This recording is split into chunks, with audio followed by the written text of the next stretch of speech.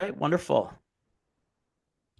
This is so great. Thanks, everybody. Welcome to the inaugural episode of the UFO Observer 115 podcast, the show where deep secrets, strange insights, and government cover ups come face to face with the truth. We're kicking things off today with a bombshell, the story of Dan Crane, also known as Dan Burisch, a man tangled in the dark web of alleged alien contact, secret projects, and hidden agendas. Guiding us through this twisted tale is veteran UFO researcher Mr. Brian Jackson, who's bringing us the full story. We're excited, unfiltered. And joining us is retired Major Sergeant Mr. Richard Doty, a former insider with the Air Force Office of Special Investigations, here to share his perspective from deep within the world of classified intelligence. Welcome, Rick. Really appreciate you. This episode doesn't just scratch the surface, it rips the lid off. So, welcome to the UFO Observer 115. Let's get into it. And I'm just going to do a quick intro for Brian here, if that's cool. Okay, great. And then I'll do Rick's intro. Brian Jackson, with over 37 years investigating UFOs and UAPs, and 13 of those dedicated specifically to the controversial claims of Mr. Dan Crane, or Mr. Dan Burisch, as he's also known. Brian Jackson has quietly built a reputation as one of the most meticulous, behind-the-scenes researchers in the field. His journey began in the early days of the internet, contributing to platforms like FidoNet and Paranet, where he laid the groundwork for deeper investigation into such subjects as Area 51, Papoose Lake, underground installations, and the Mill Lab abduction phenomenon. Known for his collaborative work with prominent figures and a commitment to traditional investigative methods, Brian has consistently contributed critical insights while also choosing to stay out of the spotlight. He's a graduate of the Art Center College of Design in Pasadena, California, and currently resides in Los Angeles. Joining us as well today is Mr. Richard Doty. Very happy to have you on, sir. As a master sergeant, a retired master sergeant who served as a special agent with the Air Force Office of Special Investigations, also known as AFOSI. So if you hear that acronym, that's what it means today. Where Rick specialized in counterintelligence and the protection of highly classified programs. During his tenure, Mr. Doty was read into 2 special access programs known as SAPs and partially read into another 12, granting him a very, very rare insight into deeply protected operations involving UFOs and non-human intelligence. Following his retirement, Mr. Doty became a prominent, if not controversial, figure in the UFO research community. He has since stepped forward as a whistleblower, sharing firsthand knowledge from his intelligence background and contributing to influential works such as Exempt from Disclosure with Robert Collins. Doty's career and testimony have been featured in numerous documentaries and TV series, including the acclaimed Mirage Men, which explores disinformation campaigns. He also appeared in the J.J. Abrams-produced Showtime docuseries UFO in 2021.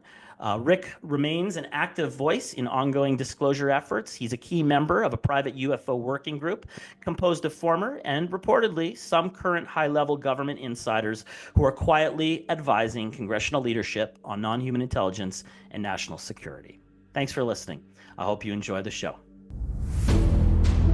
Great. So why don't we kick it off with Brian, and we can set the stage here, and we'll have Brian do his presentation. And as we discussed before, I think because we've got Rick on, it would be amazing, Rick, if there's anything you want to interject as the presentation goes along, or anything that you heard that might be false, or false that might be true, or anything at all, we can keep it an open, flowing conversation. Yeah, and that's what I feel as well. Is I don't want to be exclusively the one presenting, and I know that I'm certain there's places where Rick is going to want to interject some of his background knowledge and some of this. But is that okay, Rick? Sure, no problem. We can do it that way. Great. Wonderful. Great. Then I'm going to share screen and start off with the presentation. Done. Send request. I'm going to have you approve that. Good. Share and play. All right. We okay? You guys see it? Okay. When you look into his eyes, you feel like you're going to fall into his eyes forever. And I think that probably had something to do with the telepathic nature of his mental structure. Large arms, large length.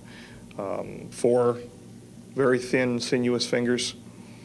Nails, not as long as presented in some of the images that you've showed me in the past. The ones done by Tom Mack, was it? By Tom? Bill Uhouse. Oh, yeah, that's it, the Puppet Master photos.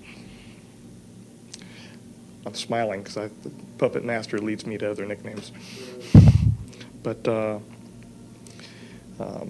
he was hunched over most of the time, could not support himself fully, given muscular atrophy, and that had to do with the peripheral neuropathy under which he was suffering.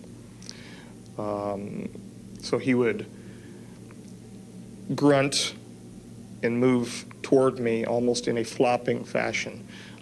Feet were large in comparison to what we would, say our feet would be.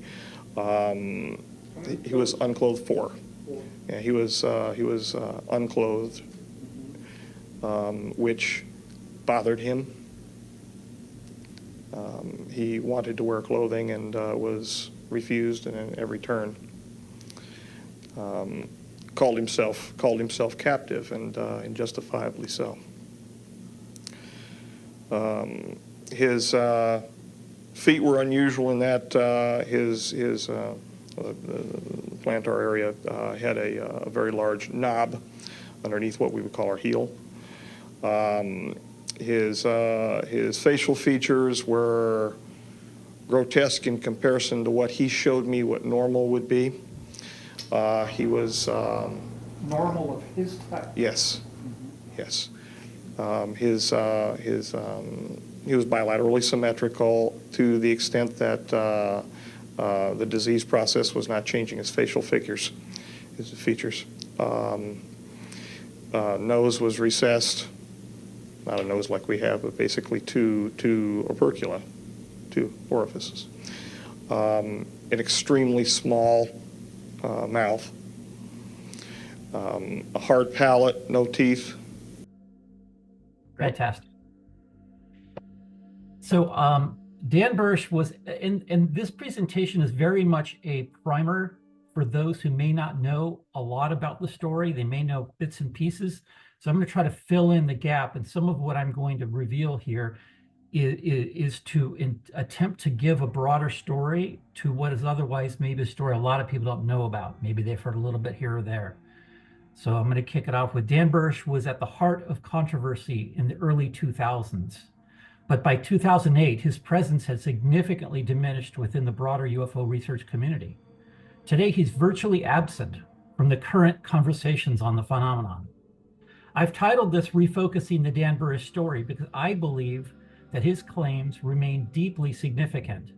The biology of a living captive extraterrestrial, technologies that revealed potential future timelines, and most importantly, alleged agreements with multiple species, agreements that may be critical to humanity's preparation for a coming catastrophe. For a while, I stepped away from focused study within ufology, but the depth of what's at stake demands renewed attention to his story.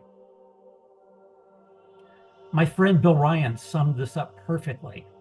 Stories like this are incredibly complex, and I guarantee you within the given time I have, I'll be just scratching the surface, but hopefully getting to the milestone points.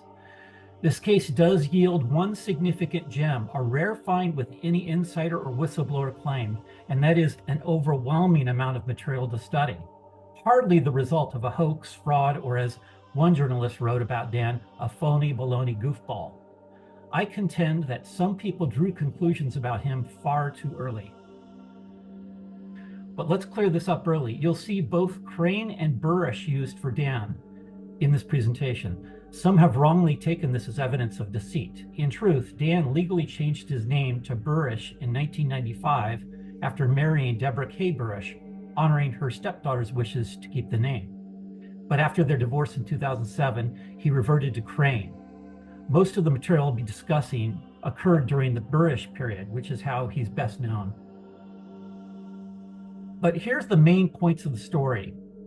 Dan holds a bachelor's degree in biological sciences and psychology from University of Nevada, Las Vegas, and earned a PhD in microbiology and molecular genetics from State University of New York.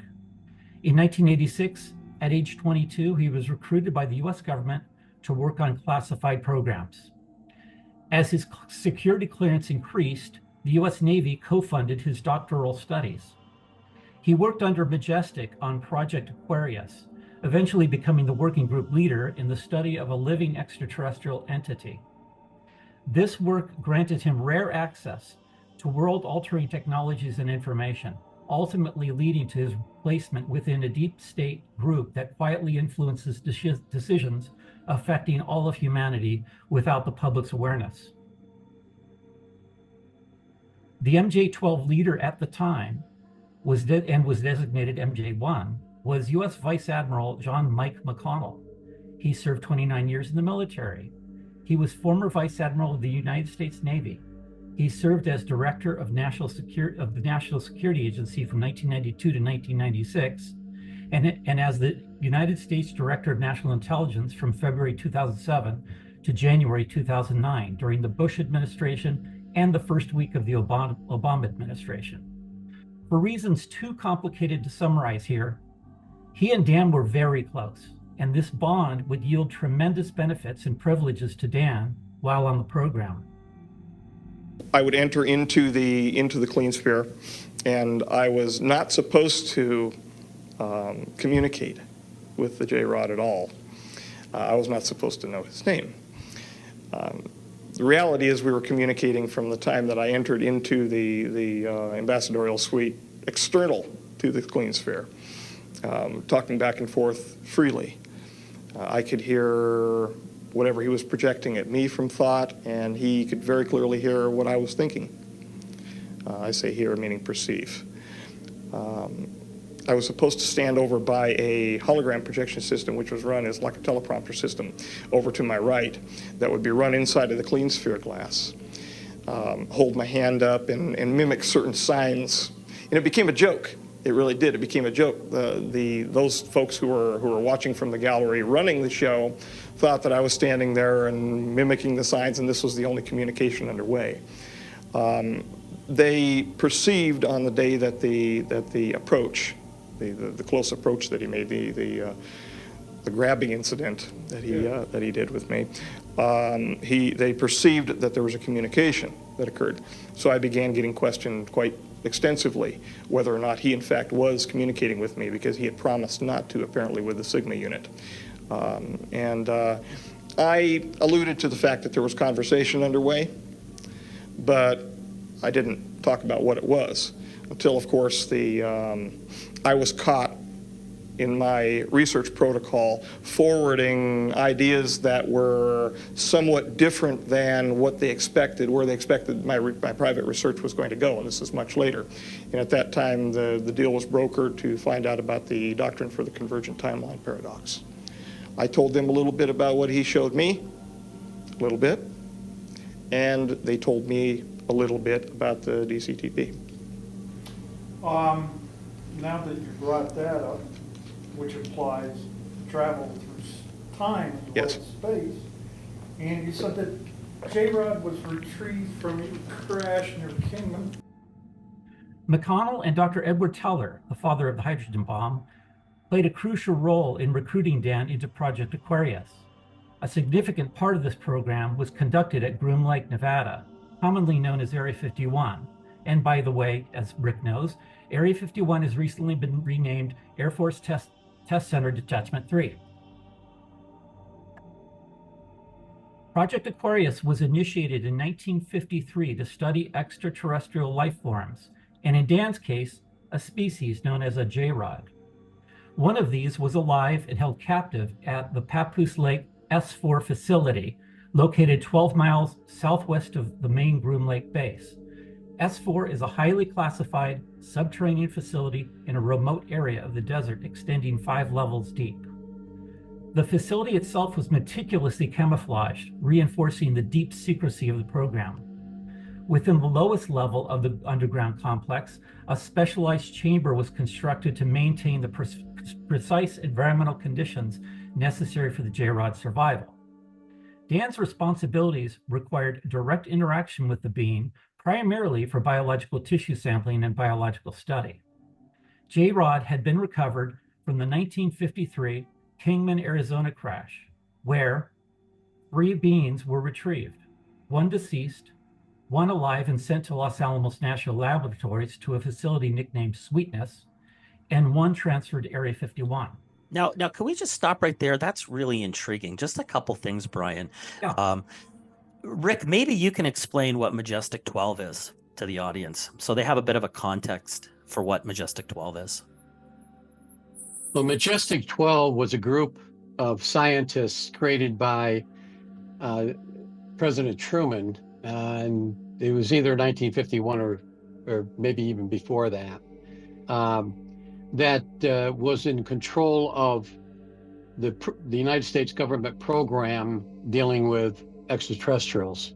From the 1947 crash, the Truman administration figured that they needed some sort of a control group to keep this information secret or just organize the information. So they created the MJ-12 group. They call it Majestic 12.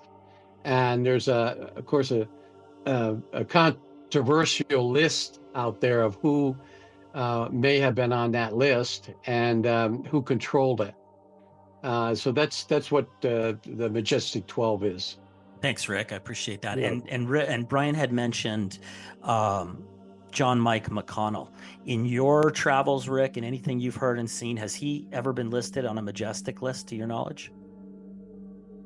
Not that I know of, but the name Majestic 12 has changed over the years. Yes. It had a number of different names associated with it.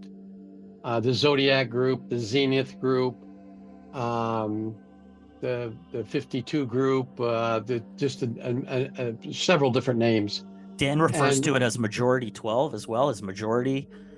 He refers to Committee of Majority as one, but he acknowledged it's changed quite a few times.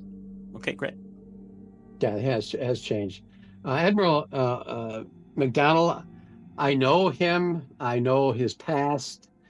I met him, and I would strongly believe that he has some knowledge of the subject of UAPs or UFOs.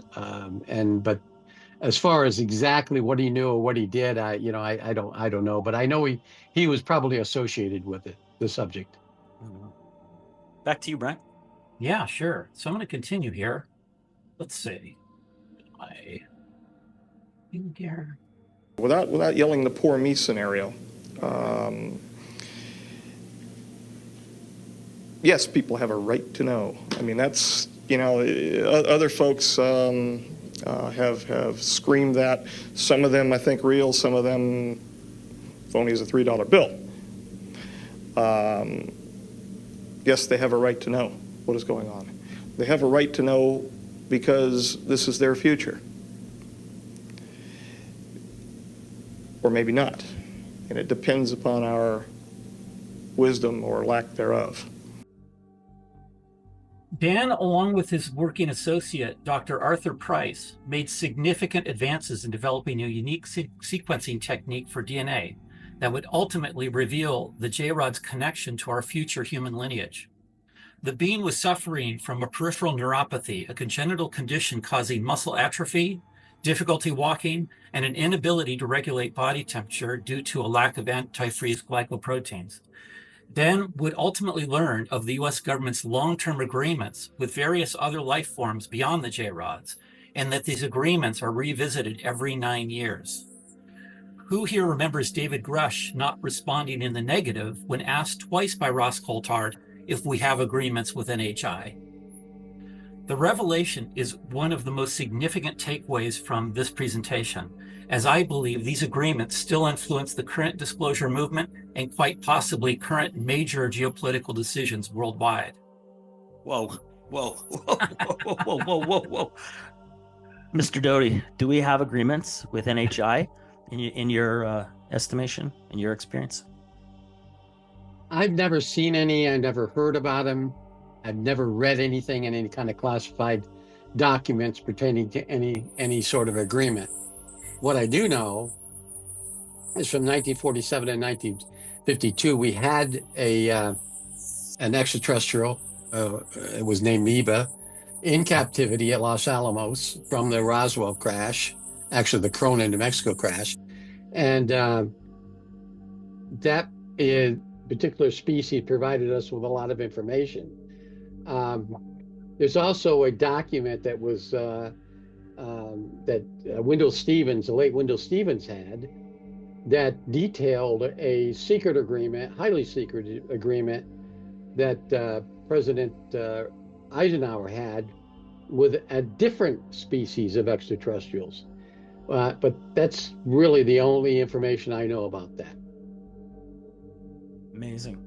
It would, just playing in the sandbox of possibilities, if we may, it seems the logical conclusion based on the sheer number, as Rick knows, of crash retrievals, and the idea that some of these may have yielded a living being, and that through that, and the fact that they're obviously much more advanced than us, that I feel could be a possibility.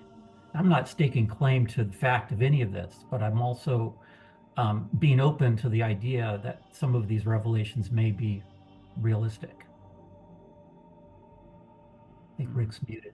What I can say, during my time at Groom Lake or Area 51, when I first got there in 1984, one morning walking from my billet across a parking lot into the OSI office, which was building 432, I saw a truck go by, and it was the old Air Force blue 6-pack pickup with a box van on the back of it. And the side of that, it had the letters JROD.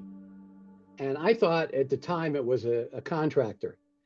And then one morning, probably a few weeks later, I was walking across with my supervisor, Mr. Hutchinson, and I asked him, I said, what is that? We saw the vehicle go by, and that vehicle is going on a road towards Papoose Lake.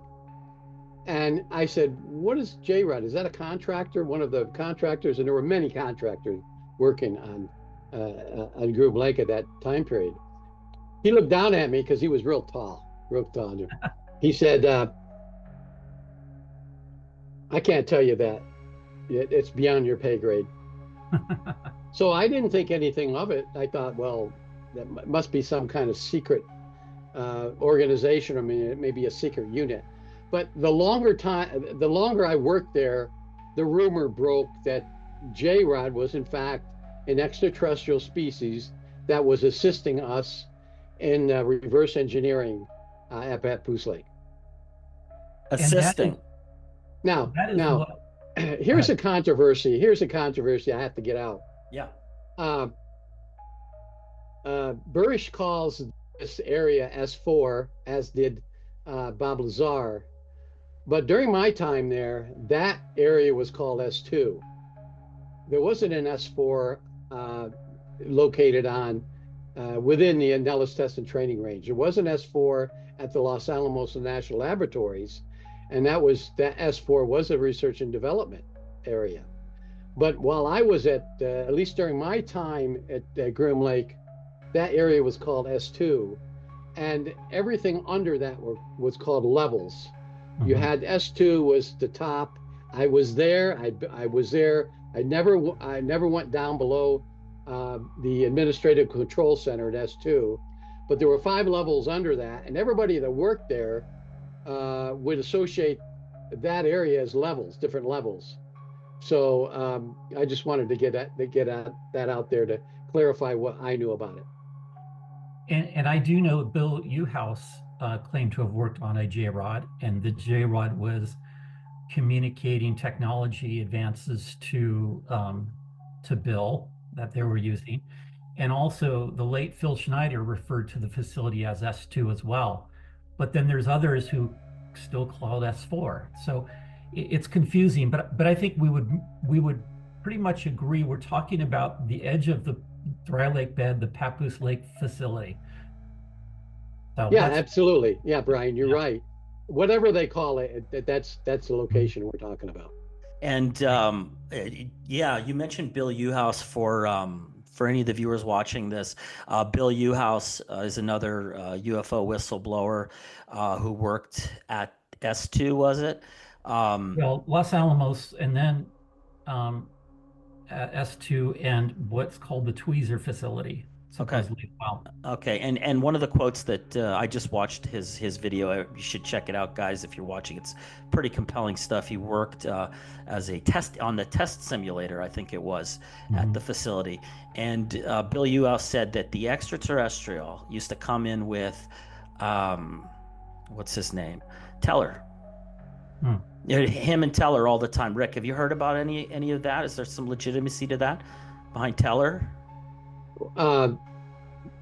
Yeah, there is some. There's some connection, but not at Area 51. It seemed like it was at Los Alamos, at the Area 34, which was a location, a classified location at Los Alamos. Amazing. and Rick, does the name Tweezer facility at Los Alamos ring a bell? Yes, absolutely. There is a facility there called Tweezer. And what happens there? At the Tweezer facility? I don't know. I never had access. I know that it's called a Tweezer facility. It has something to do with the combination of of radioactive materials, but I don't know anything other than that. And then also the term sweetness. So, shall I go on? Yeah. I think Rick was going to say something about the term sweetness.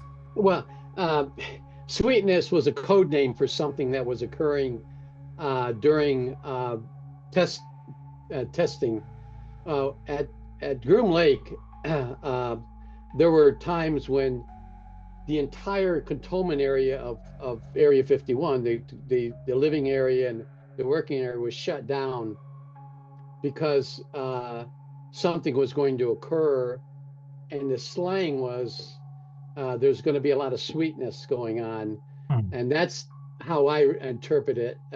So that meant something amazing was going to be tested out in the test range. Interesting. Thanks. That's really cool. Right. It's multifocal. It's multifocal. There's several reasons. The largest reason is not the most important reason. The largest reason from a personal perspective is to step out from under the Black Ops community and retire. I'm ready.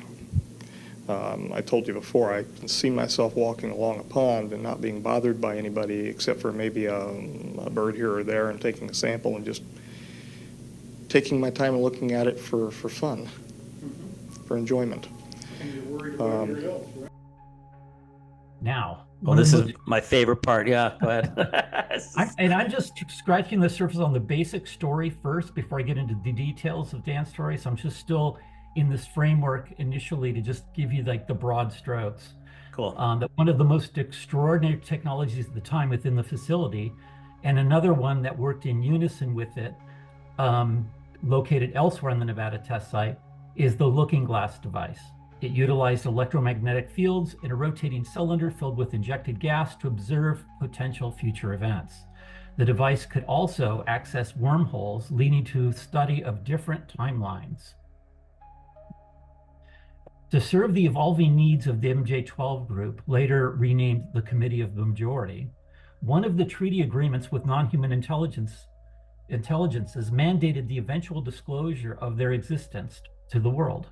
This was intended to prepare humanity for extraterrestrial contact and mitigate potential catastrophic consequences. Ethical considerations, concerns over genetic implications, and the need to ensure a balanced future for humanity further reinforced the urgency of this initiative.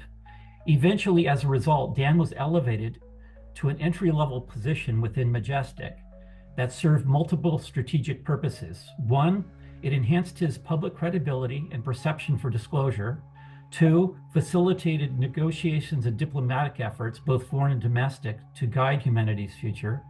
And 3, and most importantly, position him as the face of disclosure, allowing him to speak openly about his background and education. However, it was later revealed that Dan harbored deep resentment toward Majestic for selecting him for this role. While he honored their wishes, Dan never wanted to be the public face of disclosure. So it's now abundantly clear that these extraordinary claims must be weighed against substantive evidence. We do not have the privilege of accessing the facilities where Dan worked, participating in shadowy conversations, or witnessing what he experienced firsthand. But a common method for research for evaluating such claims is to gather as much intelligence as possible about the individual making them. Is he truly who he claims to be?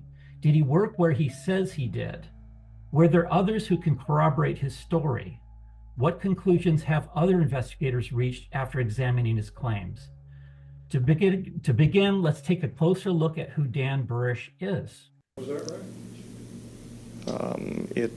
He showed me concurrently not only the equations for the rule of nines, but he also did so diagrammatically, and he did so with three-dimensional, like a VRML system, where I was watching cubes come together. So that if I was not understanding, apparently if I was not understanding the script, I would understand it as a child learns group theory in mathematics. Highly evolved, highly intellectual, highly repressed emotionally. When I was with him, I felt great happiness to be with him, but I could feel his great sadness, not only because of what he wanted to become, what he knew he was by being present with us, but where he was and how he was being treated. He was not part of the group that has to be catered to involving the T9 treaty that was just signed. He wanted to help. He was willing. When I went in, for God's sakes, I took well over, nearly 300 individualized aspiration samples from his neurological system. He would hold his arm out for me to take them. There was no pain medication. And whenever I would fire the introduction system to remove the sample, it was an aspirative avulsion system, he would cry, and then he would just stand there and look at me. There was a suction. Yes, yeah. In fact, I would bring the sample after the initial removal from his tissues into the introduction system, and then approve it and move it from there to one of the helper biologists. Usually it was Robert, outside of the clean sphere, and then he would move it from there to be handled under our normal protocols. It was a level 5 past our the BMBL system. He'd just stand there and take it. Dan Burisch grew up in Linwood, California, and as previously mentioned, he holds a bachelor's degree in biological sciences and psychology, as well as a PhD in microbiology and molecular genetics. But this is important to establish early on. In 1973, when Dan was 8 years old, he had an abduction episode while playing catch with his grandfather at Mayboyer Park in Lakewood, California. A chevron-shaped craft and an episode that included missing time of hours he could not account for. Years later, Dan came to understand that he had been abducted by the occupants of a UFO and intellectually enhanced for a specific purpose related to his future work for the US government. Hold on, I gotta ask Rick something here. Real quick. Rick, have you ever heard of this? Thank you, bro. This is so fascinating. You're the best, man. Rick, have you ever heard of this? Encounters with UFOs or UAP that would change the brain chemistry in individuals or anything like that? There are some cases where more, how can I say this? There's a particular case, a program that Dr. Kit Green was involved with that dealt with people having had contact with with either a flying saucer or a disc and or an abduction, whereby there were certain parts of their body changed genetically. One particular military person, his body was genetically changed. There was some brain chemistry changed in some others who had contact with an extraterrestrial. One particular one at a crash site. The first four military people on the SDART, the Special Downed Aircraft Recovery Team, that got to a scene of a crashed extraterrestrial craft, they were changed, the skin and other things. I'm not a doctor so I can't go into the details of exactly how they were changed, but there were, and I believe that program is still classified, but Dr. Green was involved in that. That's what I know about the body being changed. I don't know anything other, especially a Crane's episode of being abducted and then changed. I haven't heard that from the past. I've heard it probably in the last 25 to 30 years during that study. Cool. Awesome. And then for those of you, for those listening that don't know, Dr. Kit Green is, and just Rick or Brian, correct me when I get wrong, he's a CIA scientist, worked at what they call the weird desk, right? So the desk at the CIA that gets a lot of the UFO or ET kind of stories. Is that correct? He's also known as one of the aviary members who I've identified, or Grant Cameron is actually, through his research, identified as an aviary member. Yes, and Dr. Gray, he's a medical doctor, trained by the CIA. They sent him through medical school. He's a neuroscientist now, but he did work on a weird desk, just as you said, Michael. Cool. Go ahead, Brian. Thanks. So after this experience, Dan suddenly had an interest in the sciences, especially microscopy, and soon he was gifted his first microscope. Later, he would be taken under the wing of Dr. Jim Reynolds, the director of pathology from Long Beach Memorial Hospital in California, where he was taught the art and science of histology and medical microbiology. At age 15, Dan became the youngest member of the Los Angeles Microscopical Society. During this time, elements within the U.S. government began to take notice of him. You're bridging what we have traditionally called physics and metaphysics, it sounds like, into one continuum. Because some of things you're talking about are what we're tied to what. Well, indeed. Physics refers to. Indeed. And not even just pop metaphysics, but the ancient esoteric sciences.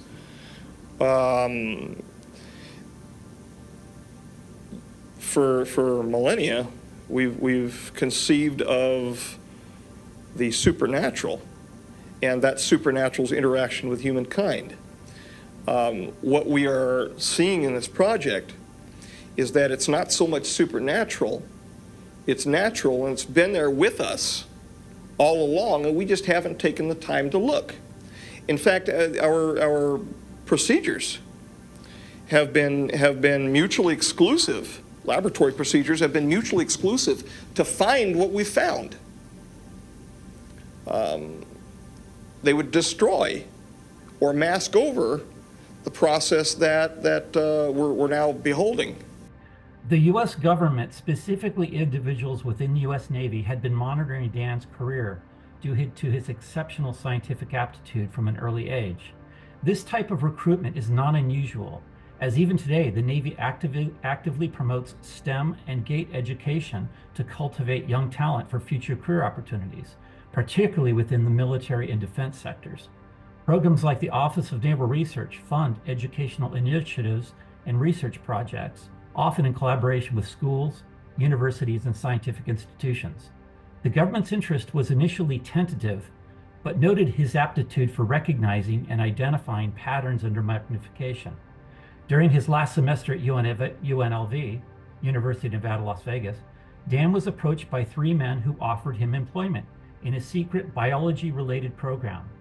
This led to his involvement in top-secret black budget operations and eventual work under Majestic at Groom Lake. This is an attempt at time travel? It was an attempt well, in essence, yes. It was a linear, it was a attempt to transport an individual over linear distance, which I understand is the same thing as time travel. If we're talking purely from the Einstein, Translating time, space. distance is time. Like a transporter? Yeah. For a short time while in the program, and also pursuing his PhD, partially funded with the assistance of Dr. Teller, Dan was required to maintain a cover job. This practice is not unusual for covert assets, and is similar to the recent testimony of Jake Barber, who also held a cover job while being trained for Red Team Special Forces operations. In Dan's case, he worked as a parole and probation officer for the state of Nevada, and occasionally he worked security at Sahara, Fiesta, and Aladdin casinos. During this time, government agents would occasionally bring tissue samples of unknown origin to his office, along with a high-powered microscope for analysis. Dan's professors were informed that he was a student of, quote, special government interest, unquote. He received specialized learning modules from State University of New York and was occasionally flown there for advanced studies under military escort. He also completed assignments and testing in Las Vegas. Dan successfully defended his dissertation and earned his doctorate in cellular biology in 1989. His professors from State University of New York were flown to Las Vegas to administer his final examination. Before we go on, just one question here for Rick. Does this, in your experience, Rick, does this sound like the recruitment procedures that you're familiar with? The funding of education. Yeah, there have been instances where I've seen this happen. Yes, during my career. Yes. Great. So now, how I found out about this entire story, which is very personal for me, because it regards somebody that was a good friend of mine as somebody I held in high esteem. I'd been studying the UFO phenomenon since 1989. In 2012, after taking several years away from active research to focus on raising my family, I decided to use my work lunch hour to revisit some of the more controversial cases from the past.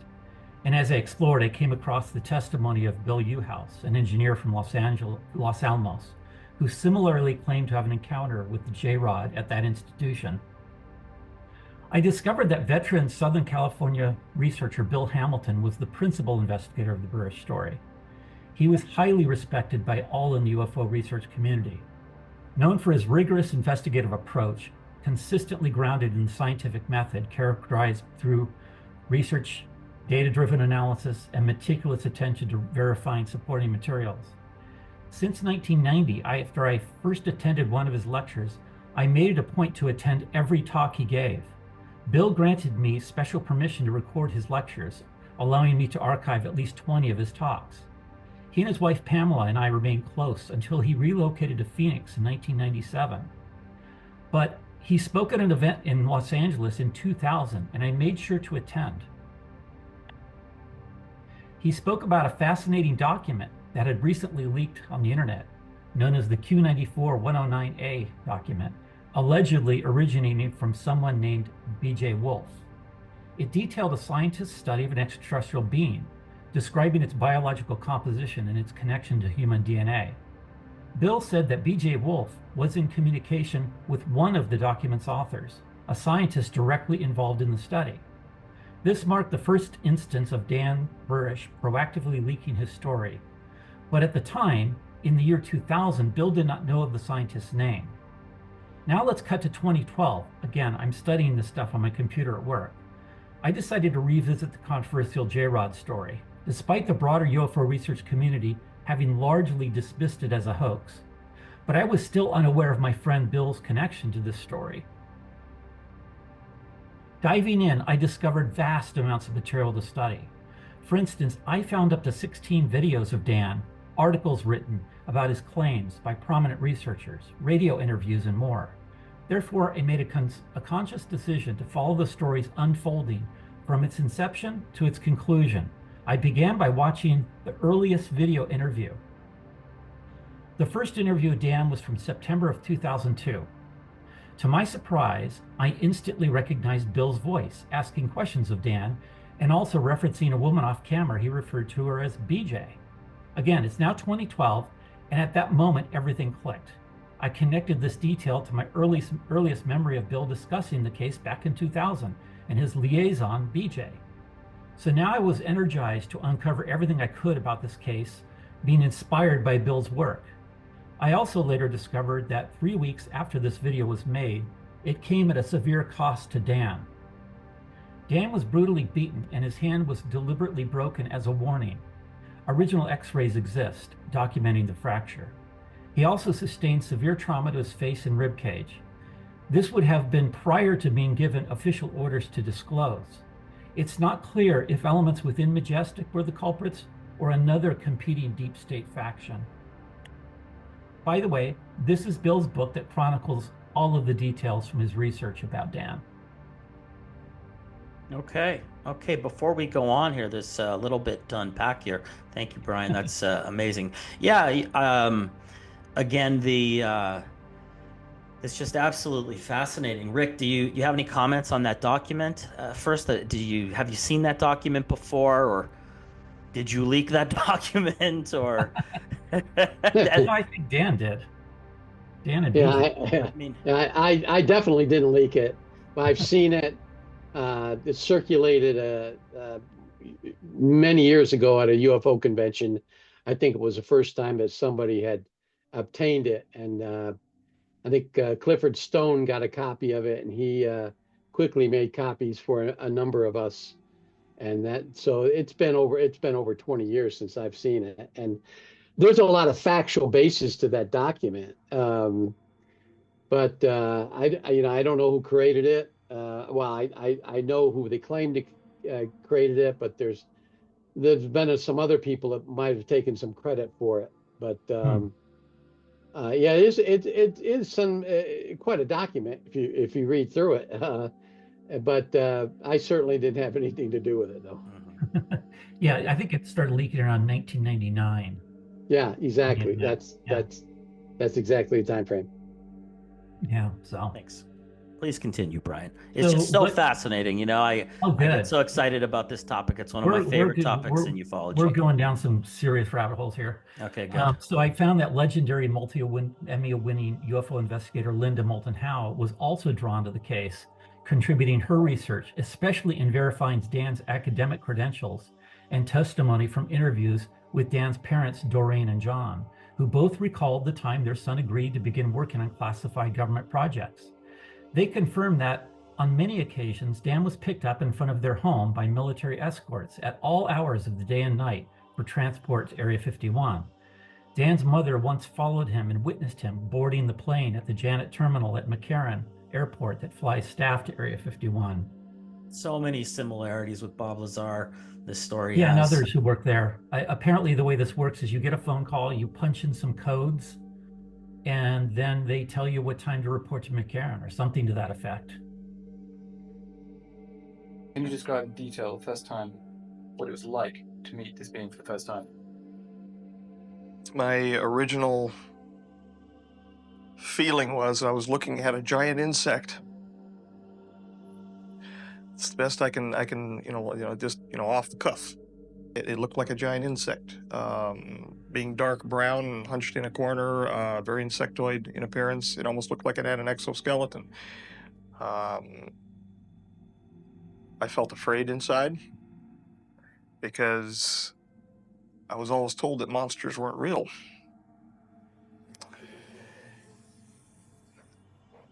And now I find out they are, but they live in the heart of men. It was fear, excitement, complete astonishment.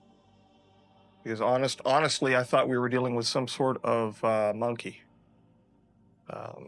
something like an old world ape or the like. But Indeed, it wasn't. That's what my feeling was. This, I'm not going to lay on and talk about how intellectual I was at the time about it. It scared the hell out of me. So here's some of the result of my research and legacy efforts of the investigators. Dan worked at some of the most prestigious classified institutions in the U.S. government laboratories, including the research facilities at Groom Lake, Dulce at Los Alamos, Brookhaven National Laboratory, and Lawrence Livermore Laboratories. He was also stationed in the Middle East during the First Gulf War, where he served as a defense biowarfare specialist. But most notably, from 1991 to 2006, he worked at Area 51 S4, or S2, where much of his classified research took place. Although today Dan is still alive and living in Canada, he remains under strict protection, surrounded by handlers, security, and also a doctor assigned to ensure his well-being. As a result, direct contact with him is now virtually impossible. Admiral McConnell served as both a mentor and protector to Dan, often described as a godfather-like figure in his life. In 2005, McConnell appointed Dan to the seat of Representative number 9 within Majestic. I would learn of the significance of this seat from a 1.5-hour phone call I was allowed to have with Dan himself in 2018. It is claimed that McConnell's influence within Majestic and his high-ranking position in national security played a crucial role in allowing him to remain alive, especially given the unsettling details of how over 50 other Black Ops scientists and biologists had died under mysterious circumstances since the early 2000s. Are you aware of that, by the way, Rick? Of the mystery of a bunch of scientists and biologists who've been mysteriously killed? Yes. That was brought to my attention by Dr. Green some time ago. But yeah, I know of it. That's horrible. Dan claims to have been a member of all of the associations listed here, but like many government contractors involved in black programs, his records have been erased, and at least from publicly accessible sources. Just like Lazar. Yeah, and what I'm going to read to you right now, I've identified as true, and it was written by a gentleman named Douglas C. Yelvan, entitled Sheep Dipped, The Historical Evolution of Covert Military Operations. I wish every UFO researcher or interested party in the subject would take this to heart. The erasure of records is a common practice for individuals working on classified projects. It is typically called sheep dipping. This measure serves both as a protective mechanism for the individual and as a tool for plausible deniability if required. By systematically removing official documentation of a person's academic background, professional affiliations, and career history, it becomes nearly impossible for adversaries, whether foreign intelligence agencies or investigative journalists, to track, identify, or verify their expertise. This level of secrecy ensures that even if a name surfaces in connection with a sensitive program, there's no accessible paper trail linking them to classified work, effectively safeguarding both the individual and the integrity of the program itself. And this is outlined in this paper. Rick, sheep dipping, have you heard of this term? Yes. That's a common practice in intelligence, especially for the deep cover operatives conducting behind the scenes clandestine or covert operations in espionage cases, and also in military operations. Certain military personnel would be sheep dipped and placed in a certain mission where their identity, if disclosed, we could never relate back to their original identity or to who they were working for. There's two classical examples of sheep dipping. If you want to believe in Serpo, those 12 astronauts that went on that mission, if you want to believe it, or 3, either 12 or 3, they were sheep dipped. Their identity was totally erased even down to their IRS records, military records. The second classical case that few people know about, but people who have looked at studied military history, was a case called Lima Site 85. Lima Site 85 was a highly top secret radar site in Laos during the war. The secret war in Laos was being conducted by the CIA. There were technicians that worked at this top secret site in Laos. They were military technicians, but they were sheep dipped. Their identities were erased, and their cover was that they were working for Lockheed International. That site was overrun in 1968, March 11th, 1968, and I think only 3 of those technicians survived. Everyone else were either killed or missing in action. So those are 2 classic examples of sheep dipping that you can go out and look it up and find what sheep dipping is. Now another part of sheep dipping is there's a unit at Fort Belvoir, Virginia. It was called the 7602nd Air Intelligence Wing. Within that wing was a section called X-ray. It was section X-ray. And within that section were, as I would describe them, the real men in black. These men, and there were a couple of women, they were totally sheep dipped, and they did the dirty work. And I know this for a fact because when I was an OSI agent and we had a mission to complete, and we couldn't complete that mission for some sort of restriction, whether it was a legal restriction or some other restriction, we would contact that particular group. They would come in and they'd get the mission completed, regardless of what they had to do to complete that mission.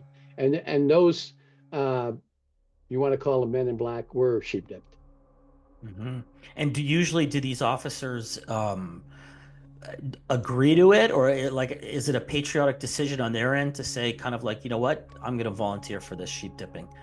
Or, I mean, how does that work? Do some... Oh, they would be recruited into the program. They would have to go through specialized training, and it would, all of them would be volunteers. Yes. Cool. Rick, I have a question still, though, in regards to sheep dipping and the process by which that happens, because I started to wonder if there are departments within universities and other kinds of institutions that have a form that one could fill out if they have the right protocols to allow those records to be expunged, or else how else is that done? Well, that's a good question. I don't know.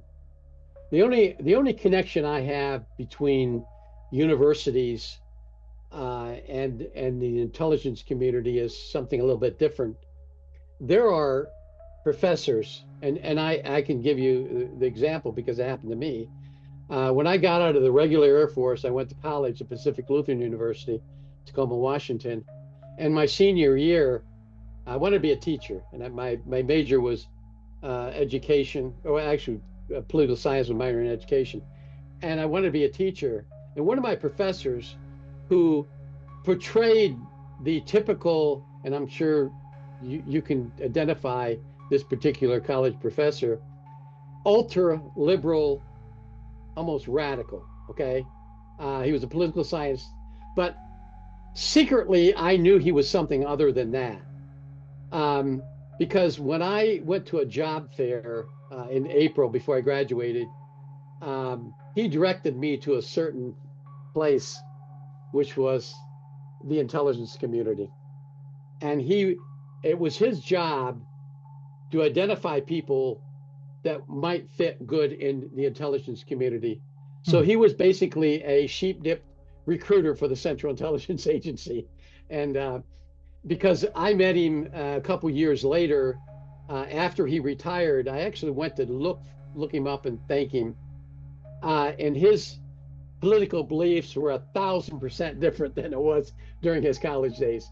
So, but he was recruited to be he by the intelligence community to look and identify those applicants or those students that would best fit in the intelligence community. And so I can give you that example. That's great. Very cool. All right, shall I continue? Can you imagine what is going to happen when those temples, which were prayed to as the gods, are found out to be nothing more than the creations of men, that the men themselves were those who were being worshipped? Will fall headlong into the pool of Narcissus.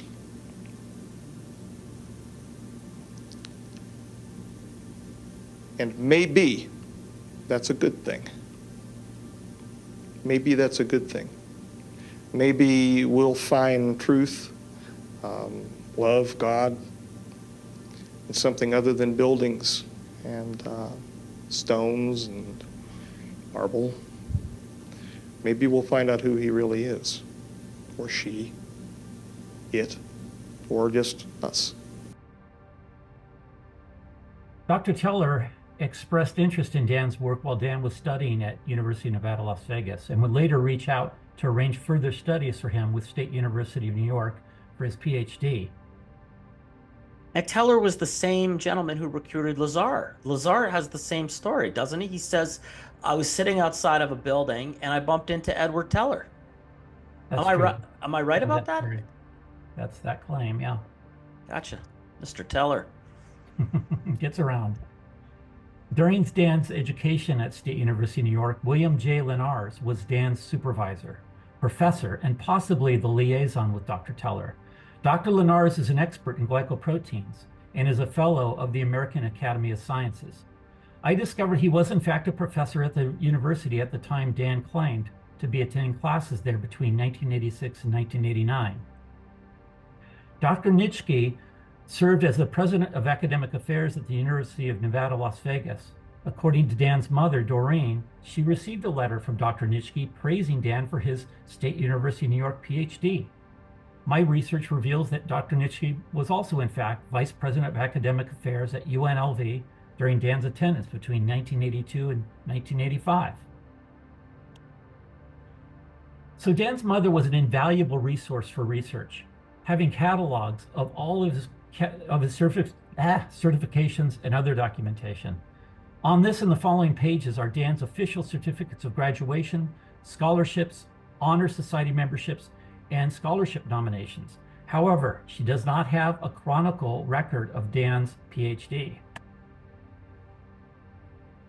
So here's some academic letters of recommendation, some more from Arizona State University, affidavits recorded to certify some of the claims of Dan. And on the left is his mother's affidavit certifying that Deborah, his wife, took the PhD certificate. Soon they would get divorced thereafter. A person named Drew Sprangler, a supervisor of custodians at Area 51, has presented an affidavit. He claims to have a security clearance of Q8, which granted him access to the same biology laboratories and common areas where Dan worked.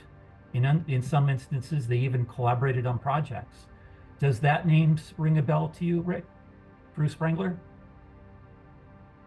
Yes, yeah, I know who he is. Great. And this is Dan's affidavit executed October 16th, 2006, that details Dan's whole story as it relates to his being recruited for U.S. government work. This final point that establishes that Dan in fact received the education he claimed, particularly his PhD. His doctorate and more is clearly listed in at least 2 of the 4 editions of the Marquis Who's Who journals he claimed to have been entered in. I went ahead and purchased these 2 copies myself. Marquis stands as the gold standard for documenting academic and professional excellence. Inclusions is highly selective, offering credible third-party validations of one's expertise. Dan's listing affirms his achievements and provides undeniable proof against skepticism. here's the close-ups of both books I took of Dan, and you can see clearly listed and circled as his PhD from New York, and all the other affiliations he has. But if that's not enough, in 2018, Dan was invited to speak at Caltech.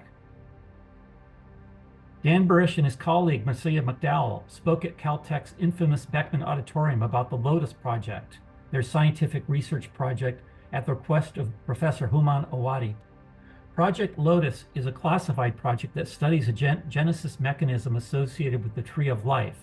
That is, the investigation of a phenomenon involving silicate material, Ganesh particles, and their potential effects on cellular repair and the origins of life. The full lecture is still available to watch online. Rick, have you ever heard about this at all? Project Lotus? Sounds pretty fantastic, no? No, never heard of it. Mm-hmm. No. And the invitation to speak at a prestigious institution like Caltech is reserved for the exceptional. Here's just a small list of invited past lecturers.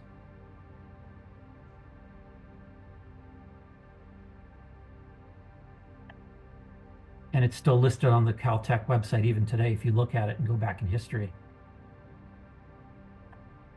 And these are screenshots from the lecture. Now the following here is going to be something I know Rick is a little close to. Let's call it the Tom Mack letter. In the latter chapters of Bill Hamilton's book, he notes evidence of a correspondence between two Area 51 employees that spoke of Dan's work there. One is a retired Air Force major and intelligence officer, Thomas Mack. The other is also in the Air Force intelligence, and someone I befriended some time ago. Rick, you can chime in here. I use this opportunity to reach out to ask if they have any proof of this correspondence. I was happy to find that this person had a handwritten letter from Tom Mack that he quickly scanned for me and sent it to me, and what it would reveal was eye-opening. Mr. Doty. Yeah, this is from Tom Mack. He talks about Dan Crane. That picture that we saw there was of Tom and Paul at a that's actually at a remote, they call it a Wellington site south of Tonopah. It's not Area 51? Yeah, well, it's west of Area 51, Tonopah Air Force Base, south of there. That's called the White House right there.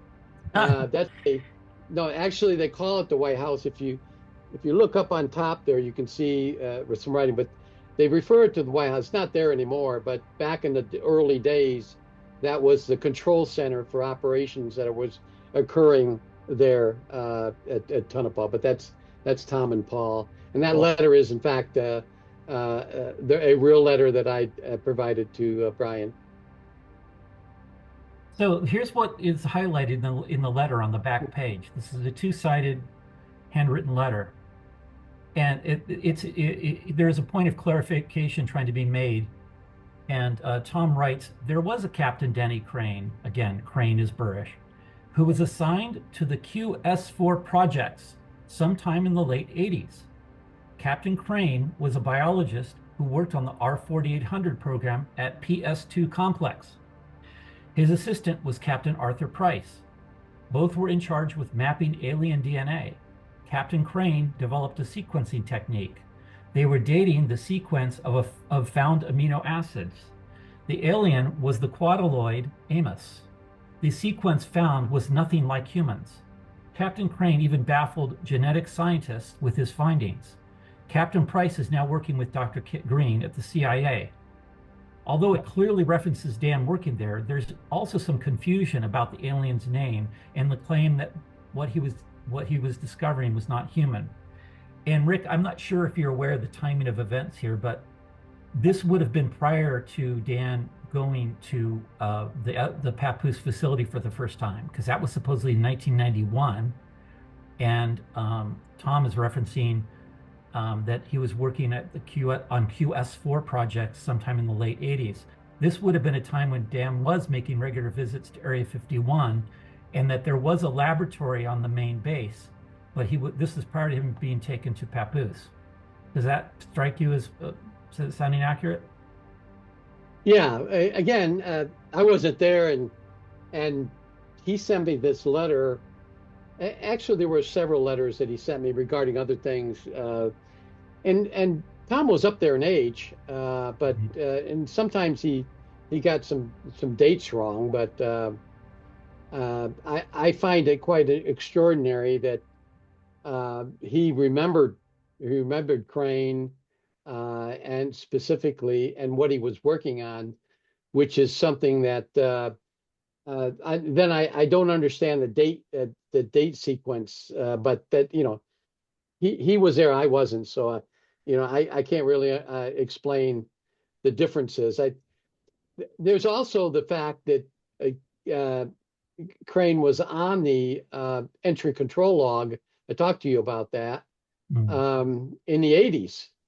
So he had access to the Nellis Test and Training Range in the 1980s. Sure. Yeah, again, I can't speak for Tom though. He Yeah. long died. He died a long time ago. But it was a fascinating letter. When I received this and Yeah. saw this, and thank you, Rick, it really just was another strong data point that spoke to some of the claims that Dan made, that he claimed to have worked there. So let's now take a look at the Papoose Lake facility. Papoose is approximately 12 miles southwest of Area 51. This shows the relative location that Papoose has to Groom Lake, Area 51, now renamed Air Force Test Center Detachment 3.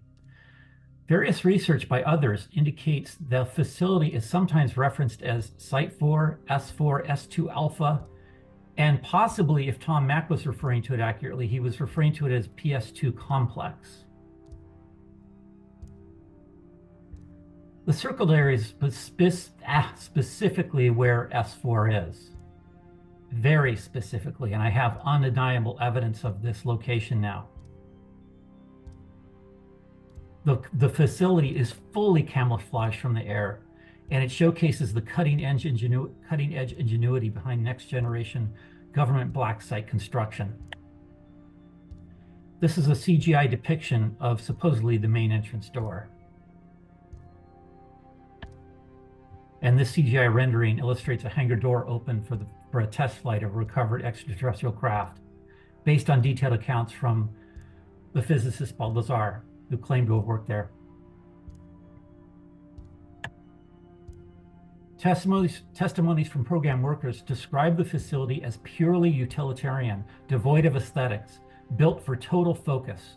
Heavily armed Black Guard units escorted each scientist and engineer to their assigned locations daily. In Dan's case, and I think this is different from Bob's, upon entry, Dan was required to strip and be weighed nude near the entrance. From that point on, extreme anti-smuggling measures were enforced. Even bathroom breaks were under armed escort, with ceiling cameras recording every move. Dan described the atmosphere as deeply oppressive, where only the work mattered. Dan said the facility's labs were state-of-the-art, fully equipped for advanced biological research. For security, though, weighing sensors were built into the floor at each workstation, tracking the scientist's movement in real time. Dan said facility security always knew his schedule in advance. In elevators, guards stood with their backs to the covered floor buttons, feeling for the correct one and counting silently, never revealing which floor he was taken to. I find that a fascinating detail. Aerospace historian Michael Schratt met with Dan to recreate the facility and its interior in exacting detail. When I spoke to Michael last year, he emphasized how precise Dan was, especially about the clean sphere, which housed the J-rod for medical research under the Aquarius program. Dan described it as roughly 52 feet wide and 26 feet tall, engineered to match the J-rod's unique physiology. The environment maintained a hyperbaric mix of 4 to 5% nitrogen and oxygen, high pressure, and temperatures between 20 to 30 degrees Fahrenheit. Humans couldn't survive inside without a TES, which stands for a total encapsulating suit. These conditions were designed to slow the J-rod's disease. They were marked with several sections, including physiology, general biology, social structure, political structure of the J-rods, their origins, potential implications for interactions with humankind, cross-contamination issues. They were full of as much information that I could take in during the times that they were allowing me to read them. But I still don't know what that damn DIT or DTIC means. Prior to any interaction, the clean sphere containing the J-rod was elevated from a restricted lower level via a precision-engineered scissor lift system. Due to the strict compartmentalized protocols, Dan was not informed of the rationale behind the lower level containment, the life support procedures in place, or the identities of personnel assigned to the being's care. Before entering the sphere, Dan underwent strict decontamination, including a full-body disinfectant spray before donning the TES suit, similar to an astronaut's. The suit featured a long umbilical hose for oxygen and temperature control, creating a positive pressure, sealed environment to protect him from potential microbes during contact with the J-rod. His I-class prescription was eventually beveled directly into the helmet glass. The J-rod identified himself to Dan as Kaela. Dan described him as approximately 3 to 3.5 feet tall, with a dark brown, ruddy complexion.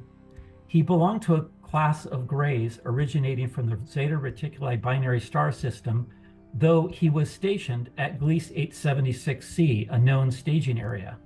The designation J-rod translated to 15, referring to the number of light years from Earth. Kaela was classified as a P+52 J-rod, meaning he was 52,000 years more evolved than present-day humans. At the time of the crash, he had been traveling with 2 P+45s. Physically, Kaela had a reticulated, lizard-like skin texture that was smooth to the touch. His head was disproportionately large, with large black eyes, a recessed nose with 2 small holes, and a small slit-like mouth with no teeth.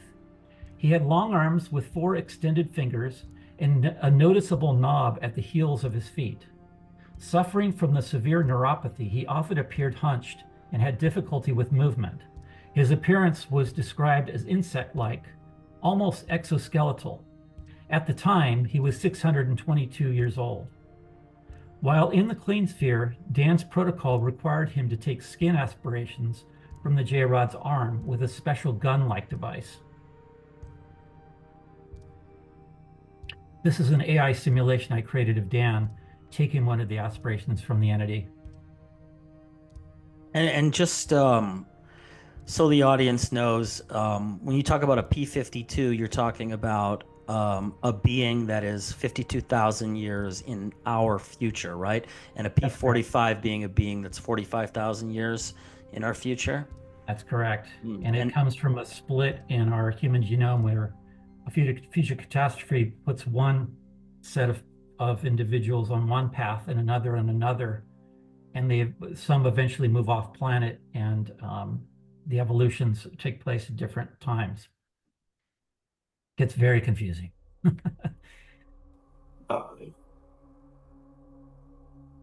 They manipulated our original DNA and removed a single strand from us. This made us able to mate with another experiment which was underway at the time called Neanderthalensis. And yes, I know there is no genetic evidence concerning the mating between the Neanderthals and the other brand, if you will, of our kind. That's because all of the genes have been turned off. Any of the unusual mating sequences aside from retroviruses that tagged along were turned off as part of our long intermittent sequences. They're part of the great repeats. In fact, the Neanderthals, take a look at the number of long interspersing elements that they have in their genome, and that will bear out what I'm saying. I think there's a new article in the new scientific special edition, Scientific American, by a woman anthropologist who says her research shows that Homo sapiens did mate with Homo neanderthalis at some time. Okay. So, I mean, whatever research she wrote about seems to bear out what you're saying. Well, it has been believed that the crossbreeding mismatched our chemical and our structural architecture neurophysiologically, and that was one of the primary promoters for the problem that the J-rods now suffer. So between 1994 and 1996, Dan used the pressurized induction needle system to extract hundreds of tissue samples from the J-rod's arm. These samples were willingly provided by the J-rod under prior agreements. Although the procedure was painful, Dan later revealed that he maintained a continuous psychic connection with the entity whenever he was within approximately 60 feet. One of the more fascinating byproducts of this connection was that Dan reportedly experienced the J-rod's pain during each aspiration in real time. He performed the extractions using his left hand, applying pressure for 15 minutes following each procedure.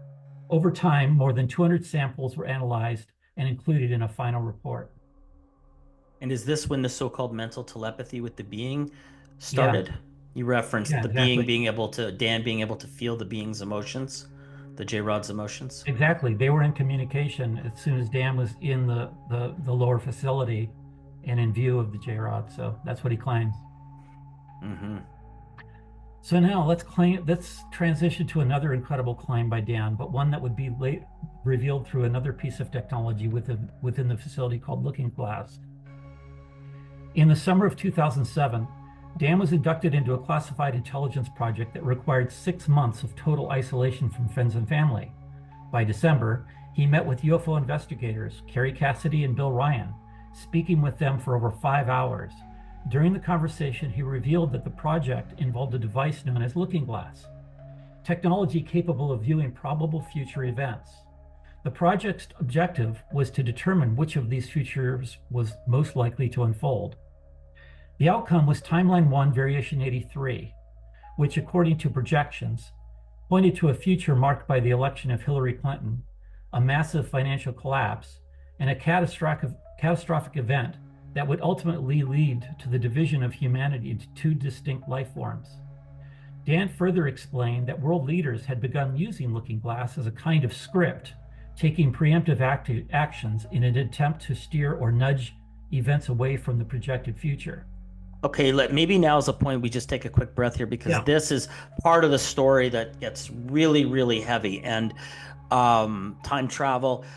Maybe Rick, and I've talked to Rick about this before, and I know Rick knows all about Looking Glass. Maybe Rick, you can tell the audience what Project Looking Glass is. So Dan, does that mean when they're engaging this device in the Project Looking Glass? Yes.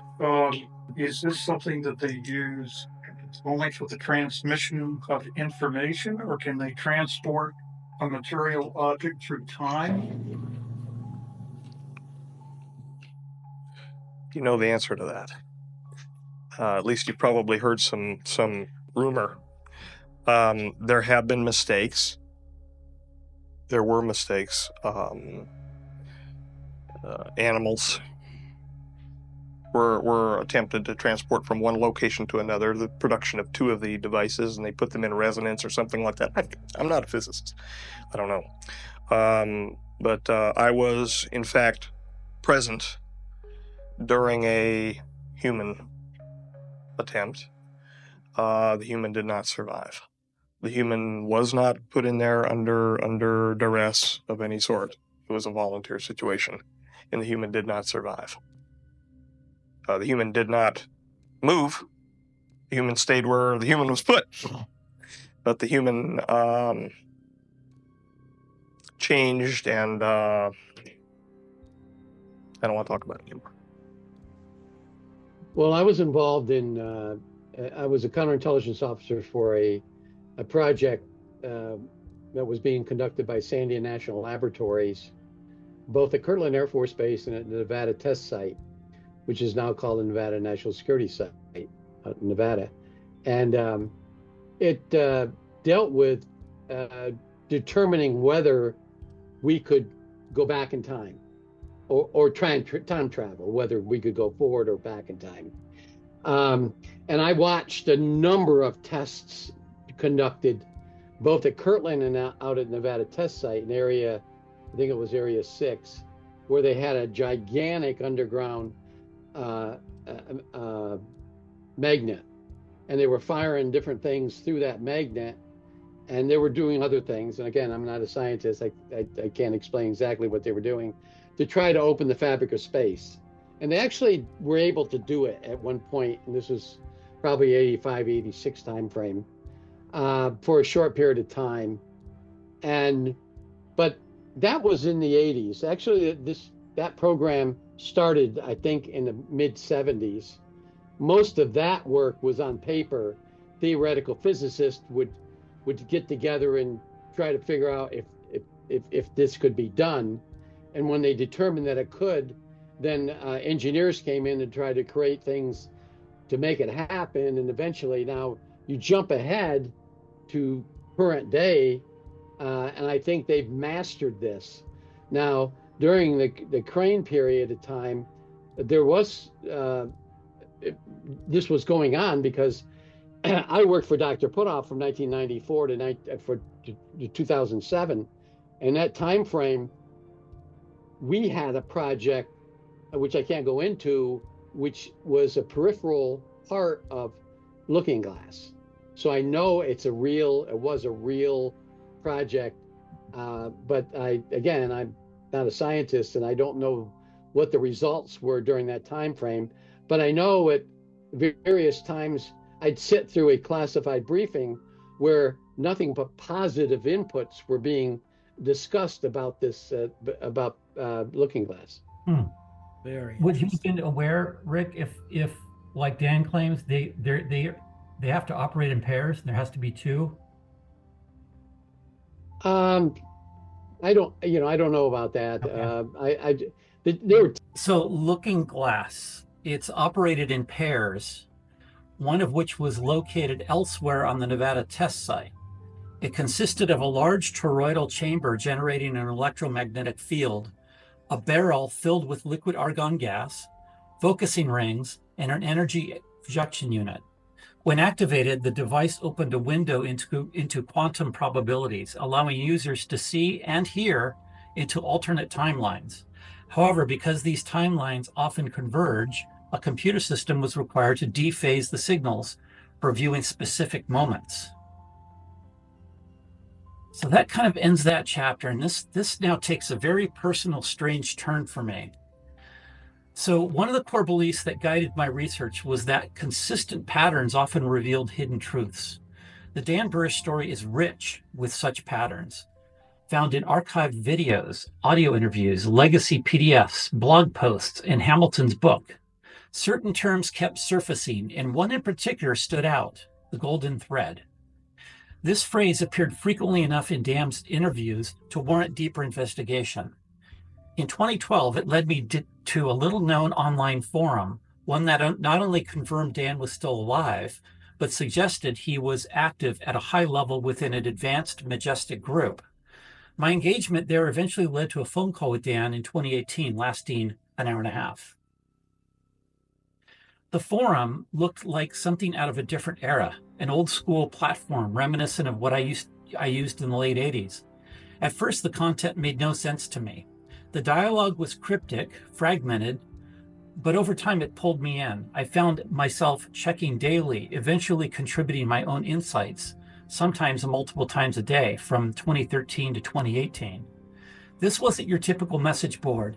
It didn't follow the usual pattern of scattered topics and open discussion. Instead, it read like a mix of military-coded operational chatter and private exchanges between a tight-knit group, roughly 10 to 15 individuals. At the center was Dan and his longtime colleague, Marcy, formerly B.J. Wolf. Now appearing to lead the group, Dan was being referred to by a new title, MJ1. The messages seemed intentionally curated, posted for public viewing, but with layers of meaning.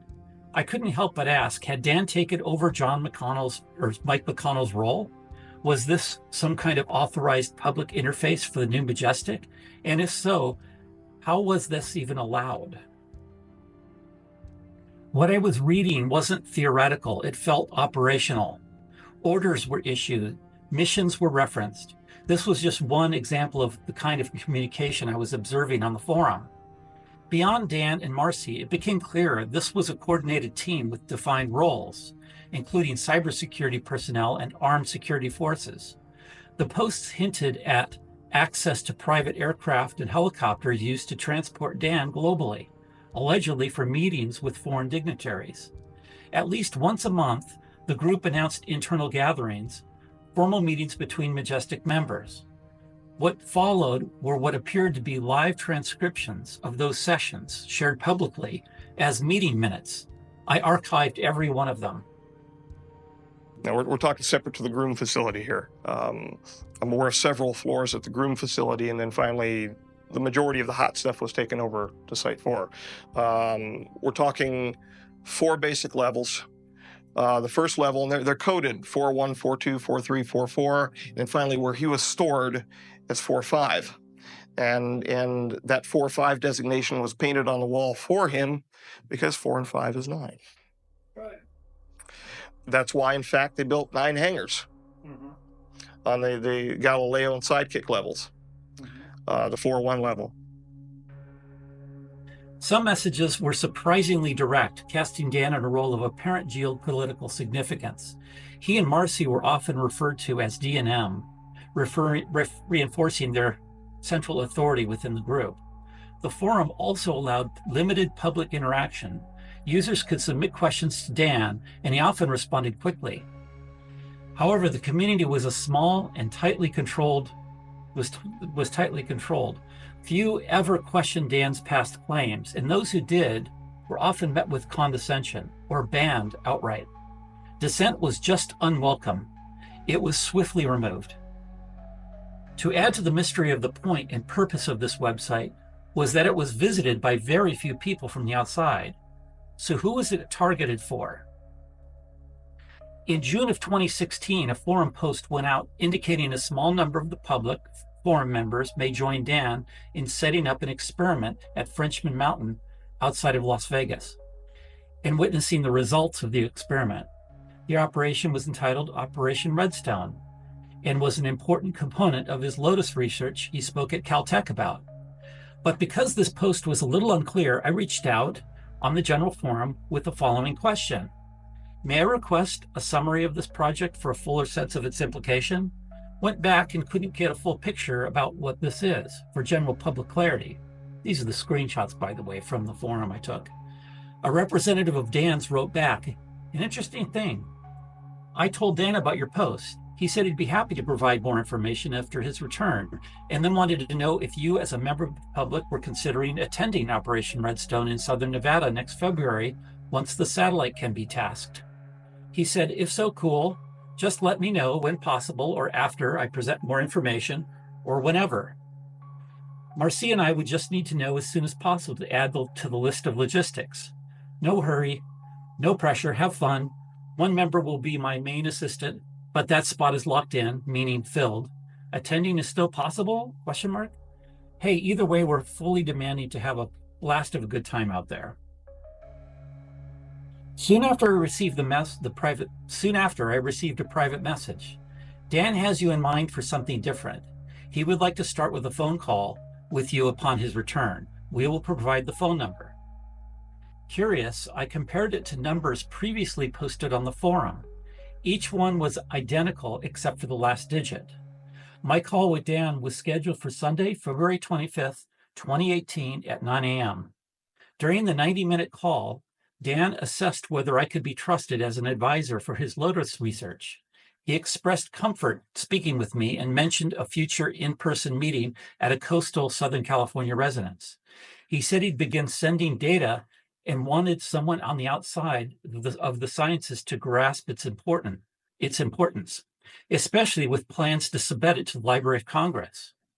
I created a secure Proton Mail account, and over the next 2 weeks, he sent microscope photos, data screenshots, and a video titled with my name showing multicolored light patterns.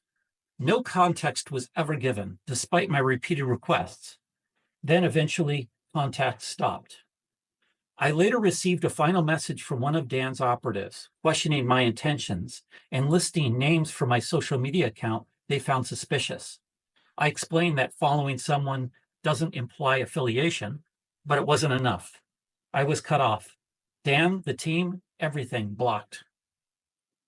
Okay, maybe this is a good place to pause here, because one of the questions that I have is, Rick and Brian, does this sound like the behavior of a man? This is 2016. So does this sound like the behavior of a man who might still be having conversations with people involved in the program because of what he knows? And sort of, I mean, my whole thesis is that you're never really retired in when you're that high up in the intelligence community. I could very well be wrong, but that's kind of what I believe. I mean, why would they tell you all these incredible secrets and then you just, you're... So I don't know. What do you guys think? Rick? Brian? Well, I was confused. I was, first of all, as I said, wondering, what is this?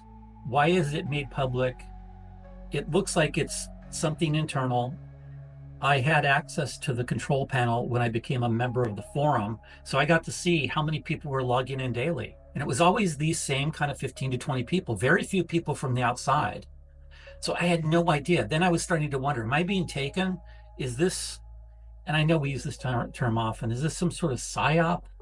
I have no idea what this was, but it was significant.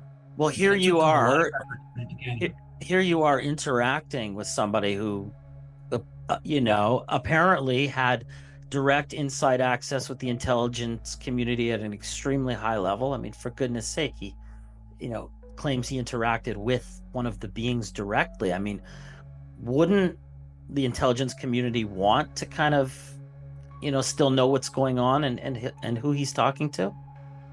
It's kind of a question for Rick. Yeah.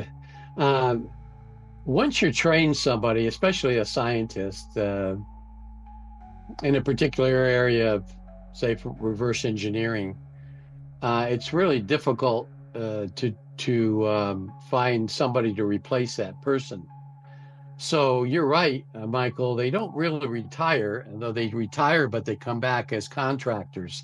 You see that happen all the time in the intelligence area or the scientific research area, especially the Air Force Scientific Research Agency has military people that will spend 25 years, retire, and they have to be out for 30 days, and then they come back as a GS, a government employee, to continue the work that they were doing while they were in. So it wouldn't surprise me that if Dan was in fact is trained in this very particular career or area of science, that they would keep him on. I think that would be probably the smarter thing to do, rather than try to train somebody else from, for 5 or 10 years to get up to where Dan is at now. So yeah, it doesn't surprise me that they would keep him on board. Cool. But the problem is that now on this forum, he was operating in a diplomatic capacity. Although he was doing his Lotus research, which is his private research that he was trying to get in the Library of Congress, he was being asked constantly to board flights and get off to different countries, China, Russia, various places in the Middle East. And even on the phone call I had with him, apparently Marcy in the background said, "Dan, we have to get going." I said, "Well, is everything okay?" He says, "No, we have to board a flight because Boko Haram just captured another set of schoolgirls, and I have to fly out there." And it wasn't until the next day I saw that breaking in the news. And I thought, what does he have to do with those kinds of things going on? This is where I was. This is about the time I decided, you know what, I'm going to take all this data I have on him and start reaching out to investigators. And that's where I reached out to Linda Howe. I met with her. I reached out to Paula Harris, Mark McCandlish, Michael Schratt, William Gazecki, who was one of the filmmakers for Dan's interviews. And they all confirmed, they seemed to think it was for real. He was completely who he said he was. But in this capacity, it confused me. Well, it's like, before Rick, I know Rick's going to have something definitely to say on this. Like, I would be hard pressed to think that the military would be irresponsible, and they wouldn't sheep dip somebody, like bringing them in on the intro and sheep dipping their identity, and then just forgetting about them at the end. I mean, if you're managing someone coming into a program, wouldn't it stand to reason that you would manage somebody coming out of a program as well? Yeah, absolutely. And that's what they do. That's what the government does and military does. And that's why I think that Dan had to be connected in some way with the government or with an operation that he was doing within the military. And if it's true that he was a permanent member of a particular group, such as the MJ-12 group, in a scientific capacity, then that would explain why he still has a connection with the government. But I remember back some time ago, he tried to get somebody to, I'm not sure who it was, to bring him up for congressional hearings. Do you remember that, Brian? Was it Bush or somebody? I can't remember who it was. I don't know, but I will say that when Stephen Greer had his last press club event where he had these brand new whistleblowers, and he showed a spreadsheet of what he claimed were his, like, a bunch of whistleblowers ready to come forward. He blocked out the names of those people on the spreadsheet, but off to the right were notes for each one. And I saw going through the list he was going through that Dan was there. So I know at least Greer was ready to be a conduit. Well, not only that, I mean, didn't Michael Schellenberger read into the record just as of 2024 That's what I was going to get into the congressional hearings? Dan Crane's name was read into the congressional hearings, albeit through the Schellenberger report. Yeah, but it was still done. I mean, that's I find that interesting, and I love Rick's take on this. Yeah, so I'll just show you what I've got. And yours, of course. Yeah. Mm-hmm. So yeah, I found that I discovered that Michael Schellenberger included Dan's case in his submission into record after his November 13th House Oversight Committee hearing on unidentified anomalous phenomenon. Mm-hmm. Dan's name is noted 9 times in the submitted documentation, including another person, Henry Deacon, who vouched for the veracity of Dan's claims. Where is Dan Burisch? Michael was there primarily to give testimony about the recently leaked Immaculate Constellation Constellation program, but within his submitted documentation were others who worked on programs of note. Dan's name is noted 9 times. Here it is. And it's noted as Burisch, not Crane. Right. So I'm gonna wrap with just some conclusions. So after reviewing key pieces of evidence, I consulted with veteran researchers and investigators and insiders familiar with Dan's story. Their collective input backed my extensive documentation and strongly supports the credibility of Dr. Burisch's account. The level of corroboration is striking. This case should have always had the serious attention it deserved. So in review of what we know, from early on, Dan had prodigy-level acuity in the sciences. His expertise is well documented, and detailed records reflect this. Some of the UAP field's best investigators believed his accounts. Affidavits were formally executed documenting his truth. In video interviews, he appears emotionally and authentic in telling his story. And the Caltech speaking engagement adds to his credibility. And the Tom Mack letter unquestionably connects Dan to an alien study program at Area 51. So here's the implications. Extraterrestrial treaties exist and influence choices done on our behalf without our knowledge. A significant catastrophe may unfold in the near future and split the evolution of mankind's future.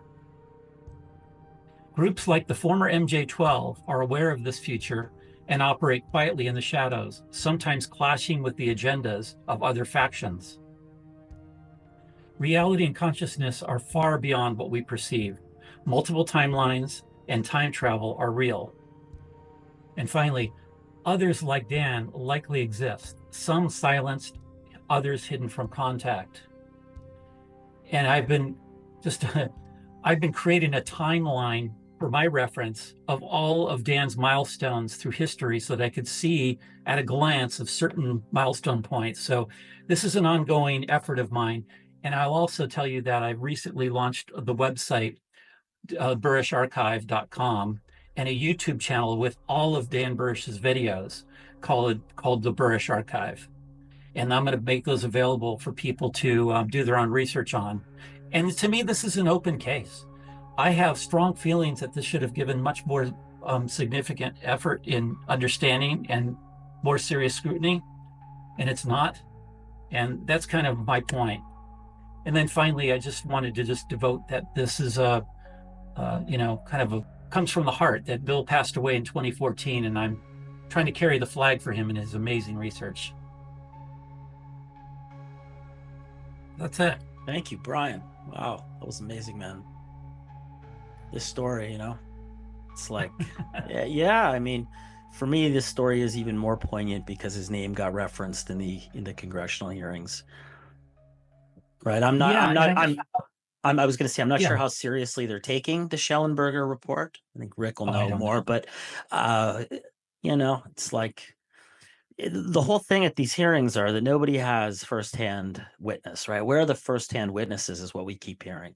It's like, well, here is a firsthand witness. I mean, why did you think I wanted to do this story about him now?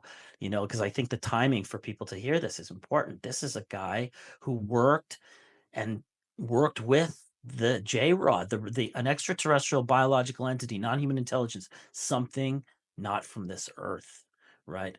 But then you also think about it, and he's tied to John Mike McConnell. I mean, that's Mr. McConnell's more than likely not coming up to testify. I don't know. So, I just find it really fascinating. And now I see so much going on in ufology through the lens of already this kind of programming having been operated in the late 80s, 90s, and early 2000s. And that it makes me wonder where we're at now if this is true. Mm-hmm. Rick, the floor is yours. Brian, I found that article. It's by Sterling D. Allen. It was in Las Vegas. Was that, Rick? Can you remind me? The article is about Dan Burisch. It was dated May 6th, 2004. And in the article, it said Dr. Dan Burisch, who was a quasi-lockdown situation, who was in a quasi-lockdown situation, said he would like to have presidential hopeful John Kerry assist him in obtaining a congressional hearing with immunity. Interesting. Talk about black projects. So you might it's about a 4-page article about him and some details about what this guy found. It talks about the Lotus Project. Yeah. Some other things. So anyways, if you want to add that to thank you. I would love a link for that. And I do have an interview of Dan where he mentions he's ready to come forward. And when asked, he seems to think, and this is back now in like 2007, he said he knows Congress knows about this and they know that there's not much they can do about it. And they operate every day knowing that there is a faction of the secret government operating out of their oversight. He mentioned that back then, and that sounds very, very much like what we're finding out today, too. This article also talks about Burisch having an inoperable heart condition. Yes, that's true. He talked about that, taking medications for. Yeah, okay. Yeah, he's on a lot of medication. I'll send you that link for this. Thank you. Right. The only thing I wanted, one other thing about the Kingman crash. In the briefing I had in 1979, when I was briefed into the program as an OSI agent, the briefer started with the Roswell crash, explained the differences, or the two crash sites, but it also mentioned the Kingman crash. And there was a survivor in the Kingman crash, extraterrestrial, one survivor. And that survivor went, according to the records, the few records that I found later, because during the briefing, they just talked about a Kingman crash in 1953, May 22nd, 1953, how it was found, where it was found, because it used to be a military base in Kingman, an army base in Kingman, and that was in caretaker status in 1953. It used to be a gunnery range, and there was a Army Master Sergeant that was a caretaker. There were 5 Army personnel that were a caretaker for this range, and they're the ones that actually found the crash, along with a sheriff's deputy. And but they talk about the one live who had no the quote in one of the documents that I read, a classified document, was it had no resemblance of a human being. I didn't describe it, but it said it had no resemblance of a human being. You can take that a number of ways you want, but so there is evidence that there was a survivor. It doesn't say whatever happened to that survivor, other than it went to Los Alamos, because during that time period, the U.S. government didn't have any place to keep him other than at Los Alamos, where they kept the EBA-1 out of the live alien from the Roswell crash. So they had the facilities there to keep this thing. So there's evidence that one was alive from the Kingman crash. Another thing I want to talk about real quickly is there's a documentary that we've been working on for a while that's going to be coming out probably next year, maybe later this year, next year. It's going to put to rest a lot of different things. In this documentary, they're going to talk to the commander of Groom Lake during the time period of, well, there's 2 different commanders. There was one from about 78 to 81 or 82, and then there was another one that took over from there to 86. So in that time frame I was there, this guy was a commander. He's up there in age now. He's retired general. The other former commander passed away many years ago. Is that Mr. Keller Strauss? Sorry to interrupt you. No. Okay, no, sorry. No. I'm not going to say his name right now. It'll come out in the documentary, but he talks about the intricacies of S2 and Groom Lake. And there's things that he's going to talk about that's never been disclosed. But ironically, there's some things that some people have said about the entry procedures, the codes, the code and encode system. And I know Dan Burisch, there's someplace where he talks about an entry control procedure, which was true. I mean, that's exactly the way back 80, yeah, that they got in there. And there's another thing that nobody's talked about in great lengths, although there are some people that have been there that talks about it, is that there's different areas for different research and development. Remember, we don't have just one extraterrestrial creature. We had at least 5 during my time period, and probably more than that now. They are entirely different technologies, different biologics. We can't use the same research on each one. They have to be separate. We have to develop separate means of researching each technology because they're so different. And so what they had was sections. They had and they used the phonetics, military phonetic alphabet to identify these sections. section Lima, section Oscar, section Tango, section Zebra, section Delta. So if somebody worked in a particular area, a research and development, they would say, well, I worked in section Zebra, Z. So that meant that that particular species of extraterrestrial, the biologics and the technology, that's what I'm working on. They had different teams working on different areas. I know Burisch, Crane, I saw in one of his, he talks about this. He does actually talk about it, which really surprised me. That unless somebody told him about it, which nobody is out there talks about it. There's a few people that do, but very, very, very rare do you hear this. There's a Halt, the meteorologist. He talks about it, but other than that, who he's the one that's claiming to work with the tall whites. And Linda Howell has a source that talks about it. Linda Howell, and I have to give her credit, she broke some of this story, several years ago in one of her Earth files about the different areas and about the different sections. So if you put all this together, I'm pretty thoroughly convinced now that the Crane or Burisch, whatever name you want to call him by, actually did what he claimed he did. I think you convinced me. You put the finishing touches on it, Brian, with this presentation, because it really goes to the heart of what he did and the proof that was needed to show that he was in fact working on some kind of project. And there's probably a lot more to the story, Brian, that's out there that you're really going to dig into.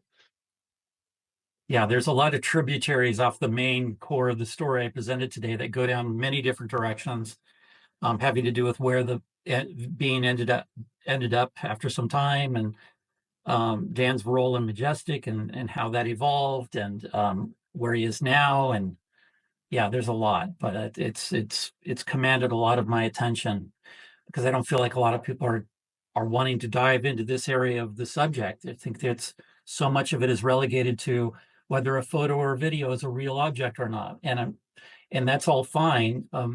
But when I found my friend Bill was interested in this case and going deep with it, it revealed a whole other subterfuge of this subject that fascinated me. And there's another Michael, thing. thank you.